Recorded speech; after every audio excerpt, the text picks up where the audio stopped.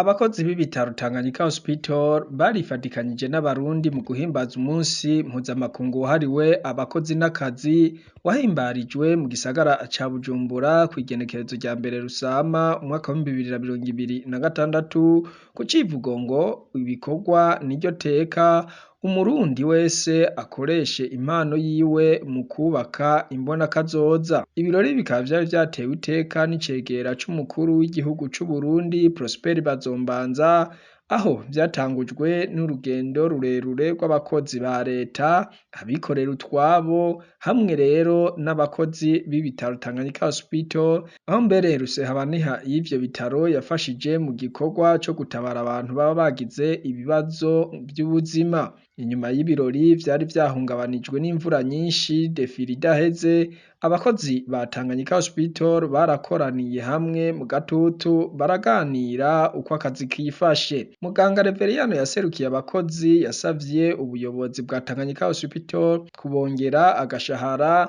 aca anatekerera impanuro abakozi. No gusaba akandi kantu k'inyongera k'insununuzo.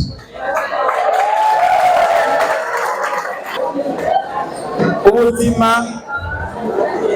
mu Rwanda nyabuzimba nivyo amadolari buvuma ngo yarakorotse, mugabo tugiye kw'isoko ntabwo tubona, ntituzire professeur ntabwo tuzi.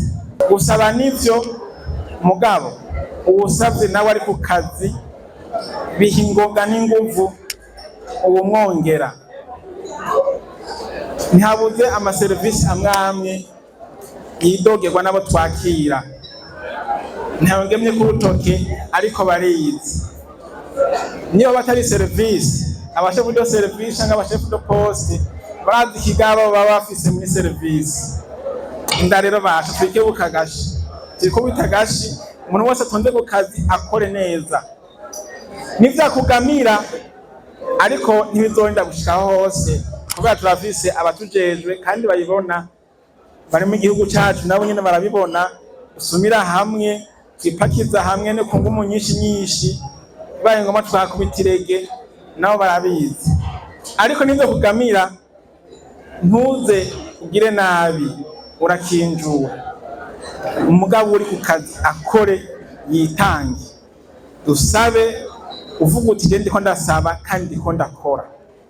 Umuyobozi mukuru w'ibitaro Tanganyika Hospital muganga Steven Sengiyumva yarashimiye muganga Yohani Abayo kubona yariyumviriye gushinga ibitaro bigeze ku rwego mpuzamakungu, agashobora gutanga akazi ku barundi n'abanyamahanga. Amaze kubibutsa iyo umunsi w'abakozi n'akazi wavuye, yaranagarutse kubibutsa ko Tanganyika Hospital iriko ikora yisunga imbonakazoza y'igihugu c'Uburundi. Tukaba dushimira cyane anko nyakubahwa muganga Abayo Jean Pascal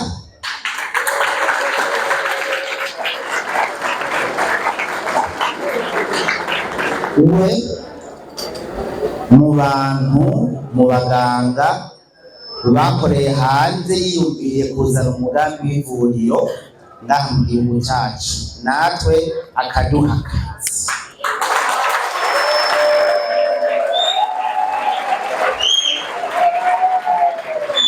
Tanganyika Hospital siyo kwa muganga Abayo Jean Pascal oya na gatoya. Tanganyika Hospital si ya Dr. Sengima Steven International oya na gatoya. Tanganyika Hospital ni ya mwese, ni imiryango yanyu, ni igihugu cose. Ikivugo c'uno munsi cari ibikorwa n'iryo teka umurundi wese akoreshe impano yiwe mu kubaka imbona kazoza. Murazi intumbero igihugu no munsi kirimwo imbono kazoza, igihugu cifashe uko giteye imbere mu mwaka wa 2040 gushika mu mwaka wa 2060. Twebwe rero hariho bamwe muri mwebwe iyo turiko turabivuga tubisubiramwo, intumbero twahawe n'abarongozi bacu ku rwego rw'igihugu Yaranavuniye akagohe abakozi bashika 498 bakorera kuri ivyo bitaro ko umwe wese aho aherereye ugira umugambi umwimbu ukaduga maze agashahara nako nyene kakiyongera. Twebwe muri mwebwe hariho abantu bakora amasaha badakora akazi, hakaba harimo n'abandi bakora akazi badakora amasaha.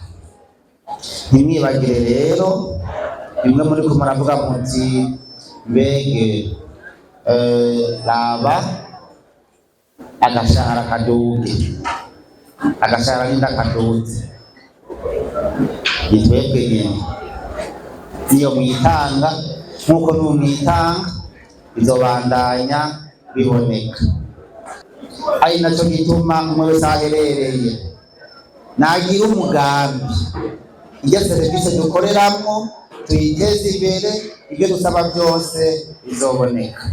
Utino ni umwaka wa 2025 ushire mu mwaka wa 2026 waranzwe n'iki kuri Tanganyika Hospital. Ivyo bitaro rero ni bimwe mu Burundi no mu karere biriko bikora ku buvuzi burimwo ubuhinga bugezweho. Baratanguye gukora abantu batabuguruye ivyo bita chirurgie mini invasive. Harakoreshwa kandi n'icuma kigezweho IRM, amascanner abiri bikora amasaha 28 kuri 28. Aha mbere iki gisata kikaba gikorana na Mutuelle de la Fonction Publique, aho ufise uruhusha rwa Mutuelle ushobora kugirirwa ibipimo atacu utanze. Haranavuzwe cyane abana bavutse bafatanye bashoboye gutandukanywa kuri ivyo bitaro, igikorwa catangaje benshi kandi cakozwe n'abarundi. Muri uwo mwaka nyene hafatanijwe amahasa abiri, amwe akaba yari amahasa yari amaze iminsi 3 avutse bavuye Ingozi, abandi nabo bakaba bari bamaze amezi 3 bavutse, bakaba bari baje bava mu gihugu kibanyi